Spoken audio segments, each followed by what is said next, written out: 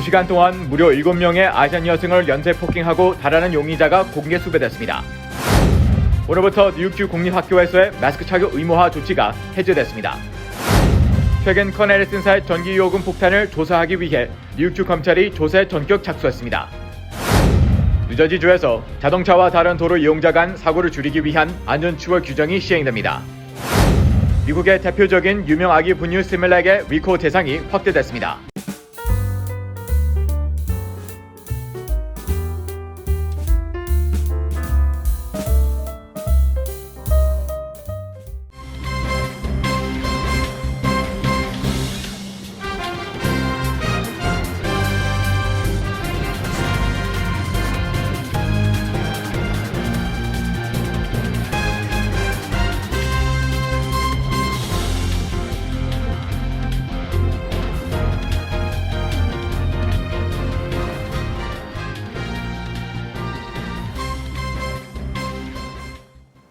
여러분 안녕하십니까?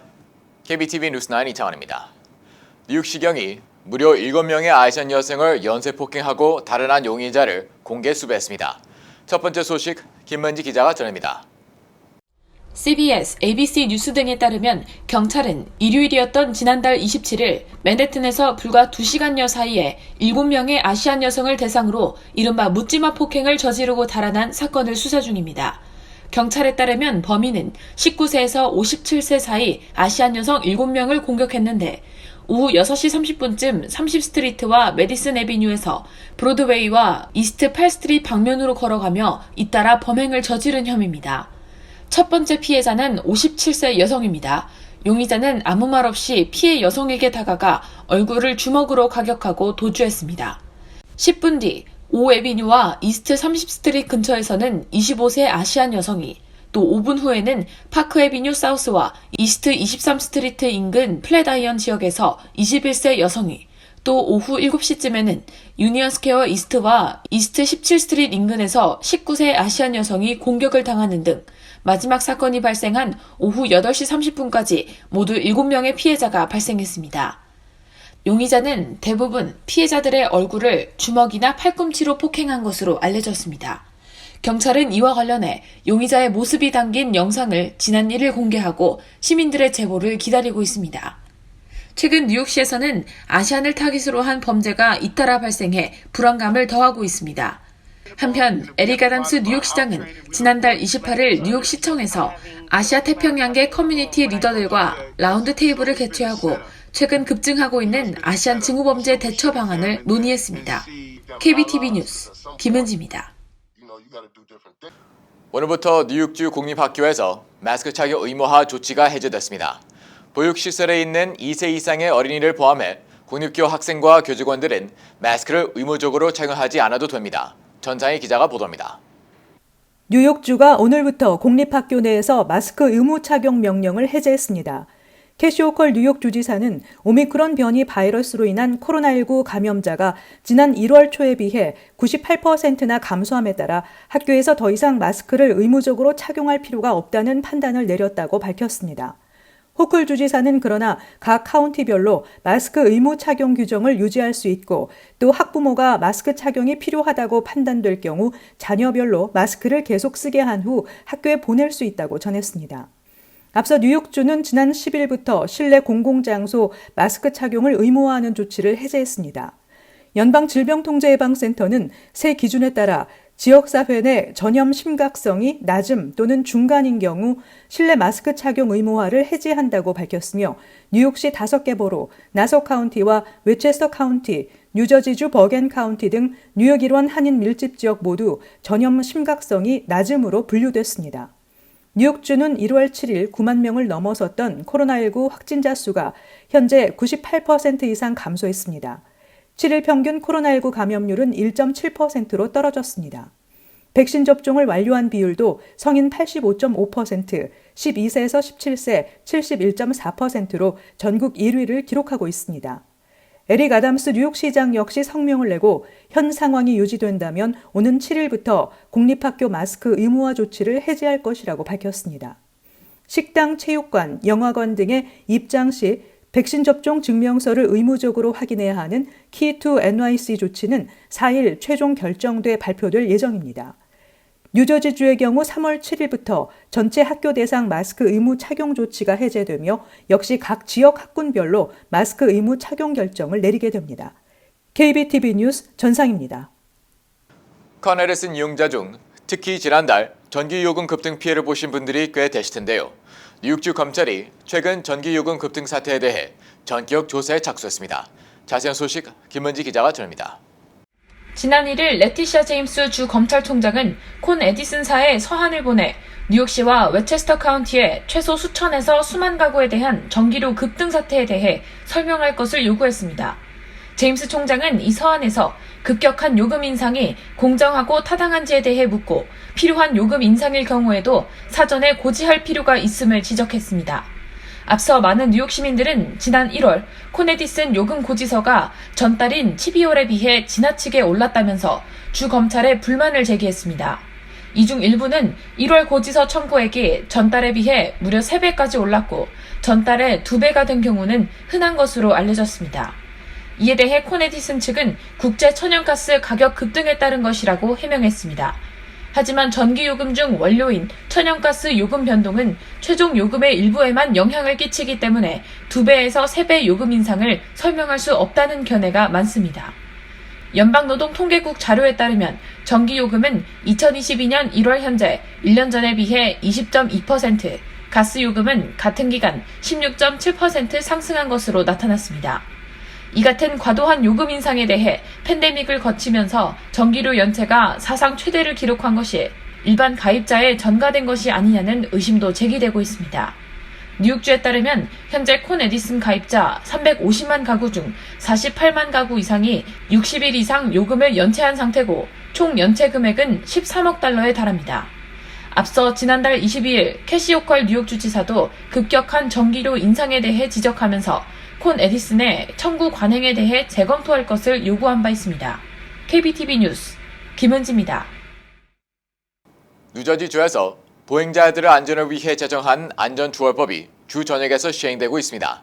이 법은 자전거나 스쿠터, 스케이트보드 사용자를 포함해 보행자들을 추월하는 차량은 최소 4피트의 공간을 확보하거나 25마일로 속도를 낮추고 천천히 추월해야 합니다. 전상희 기자입니다. 뉴저지주가 지난해 8월 통과시키고 어제부터 시행되고 있는 보행자 안전추월법은 자동차와 다른 도로 사용자 간의 사고를 줄이기 위한 안전추월 규정으로 차량 운전자가 자전거나 전동 스쿠터 이용자를 추월할 때 차량과 보행자 사이 최소 4피트의 공간 확보가 의무화됩니다. 공간 확보가 어려울 경우에는 25마일로 감속하고 보행자를 천천히 추월해야 합니다. 규정을 어겨 적발될 경우 벌점 없이 최초 $100의 벌금이 부과되고 보행자에 대한 신체 상해가 발생할 경우 $500의 벌금과 벌점 2점이 부과될 수 있습니다. 이번 안전추월법안은 도로 갓길에 정차해 있는 긴급구조대원이나 견인 트럭 등 기타 긴급 차량 옆을 지나칠 때 감속을 원칙으로 하는 기존의 법안을 확대한 것입니다. 뉴저지 자전거 및 도보연합의 데브라 케이건 대표는 차량 운행량이 팬데믹 이전 수준으로 늘어나 현재 시점에서 안전추월 법안이 시행되는 것은 시기적절한 일이라며 교통당국과 연계해 오는 5월 관련 캠페인을 시작할 예정이라고 밝혔습니다. 주 경찰 통계에 따르면 차량 운전자들의 무리한 추월 과정에서 사망한 보행자가 2020년 179명에서 2021년 223명으로 늘었고 이들 중 자전거 이용자가 사망한 경우는 18명에서 다음 연도 23명으로 증가한 것으로 나타났습니다. 특히 2021년 교통사고로 사망한 보행자 숫자는 30년 만에 최고치를 기록했습니다. KBTV 뉴스 전상입니다. 미국의 대표적인 의료 건강관리 기업 에버트가 생산하는 유명 아기 분유 시밀락이 최근 잇따라 리콜 대상이 됐습니다. 보도에 김은지 기자입니다. 지난 1일 FDA 발표에 따르면 최근 시밀락 분유가 매개체로 추정되는 영유아 세균 감염 사례가 잇따라 발생해 최소 2명이 사망했습니다. FDA는 FDA와 질병통제예방센터 CDC에 접수된 감염 사례만 5건이라며 크로노박터 감염 4건, 살모넬라 뉴포트 감염 1건 등이라고 전했습니다. 5명의 아기는 모두 입원 치료를 받았으나 이 가운데 2명은 결국 숨졌습니다. CDC는 2명의 사망자는 모두 크로노박터 감염 환자라면서 시밀락 분유와 관련된 크로노박터 감염 환자 발생지는 미네소타, 오하이오, 텍사스 등 3개 주라고 설명했습니다. 이와 관련 에보트는 자체 웹사이트를 통해 지난 28일부로 미국과 미국령 푸에르토리코 등에서 판매된 시밀락 PM6040 분유 일부 제품에 대해 추가 리콜 조치를 내렸다고 공지했습니다. 에보트는 시밀락 PM6040 분유 일부 제품에 대해 크로노박터 양성 판정을 받고 사망했다는 보고가 있어 제품 회수에 나섰다며 현재 보건당국의 조사가 진행 중이며 감염 원인은 아직 최종 확인되지 않은 상태라고 밝혔습니다. 크로노박터는 대장균균에 속하는 장내 세균의 일종으로 성인에게는 별 영향력이 없지만 생후 6개월 미만의 영유아가 감염될 경우 뇌수막, 장염, 폐혈증 등을 유발하거나 사망에 이를 수 있습니다. 에보트는 앞서 지난 17일 시밀락 일반 분유와 특수 분유 엘리멘텀과 엘러케어 등에 대해 리콜을 단행한 바 있습니다. 2차례 리콜 대상 제품은 모두 미시간주 스터지스 공장에서 제조됐다고 에보트 측은 밝혔습니다. KBTV 뉴스 김은지입니다. 질병통제예방센터가 파이저 백신 2회 접종을 마친 12세에서 17세 청소년의 진료 기록을 분석한 결과 백신 접종 후 5개월 후 중증 예방 효과가 크게 떨어진다는 연구 결과가 나왔습니다. 연구진은 5세에서 17세 어린이의 응급실 방문과 입원에 대한 데이터를 분석했는데 5세에서 11세 어린이에서 중증도 질병을 예방하는 백신의 효능은 완전 백신 접종 후 약 2개월 후 46%로 떨어졌습니다. 청소년의 중증도 질병에 대한 백신의 효과는 완전 백신 접종 150일 후 12세에서 15세 청소년에서 38%, 16세에서 17세에서 46%로 효과가 급격히 떨어졌습니다. 그러나 부스터샷은 보호력을 극적으로 높여 12세 이상 모든 사람에게 부스터 접종을 권장하는 기관의 권고를 뒷받침하게 했습니다. 세 번째 백신 접종을 맞은 청소년은 중증 예방 효과가 82%로 회복됐습니다. 뉴저지주 상하원이 셀프 주유 허용 법안을 잇따라 상정하고 입법 절차에 착수했습니다. 이 법안은 지난 73년 동안 유지되어 온 뉴저지 주유소에서의 고객 셀프 주유를 금지해온 법을 개정하는 내용입니다. 주의회 일각에서는 이번 법안의 경우 민주공화 양당 의원들이 초당적으로 추진하는 만큼 성사 가능성이 높은 것으로 예상되고 있습니다. 뉴저지주에서는 셀프 주유 허용 법안이 몇 차례 추진되기도 했지만 주유소에서 일하는 근로자의 일자리를 빼앗을 수 있다는 우려 등으로 인해 번번이 무산된 바 있습니다. 하지만 코로나19 사태로 인력난이 커지면서 이번에는 고객의 선택권을 중시하는 셀프 주유 허용 법안이 지지를 얻을 수 있을 것이라는 전망이 나오고 있습니다.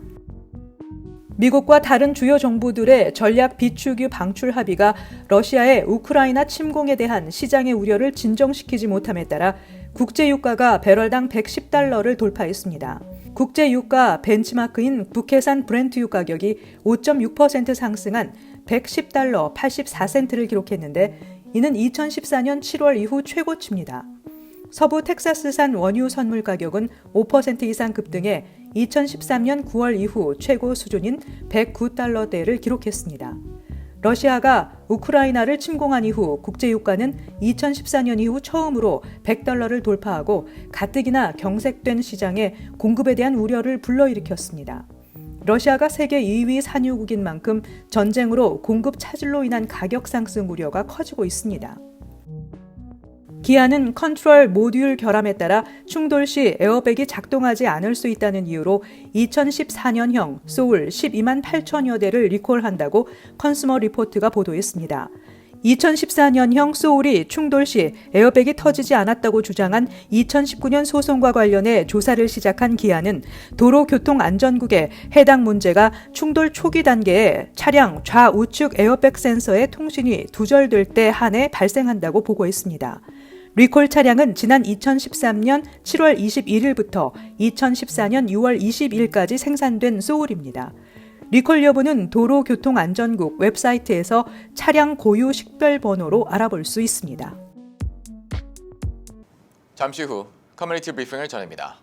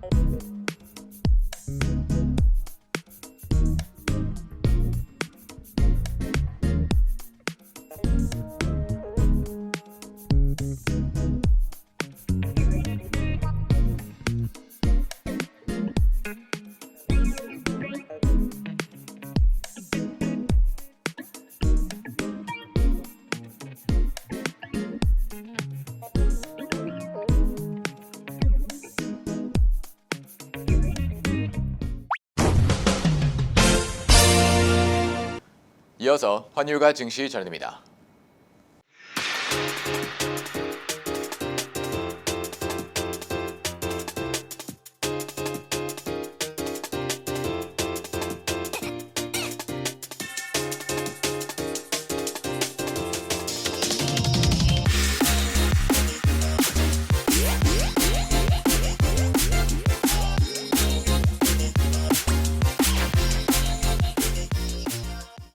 잠시 후 뉴욕과 뉴저지 날씨 전입니다.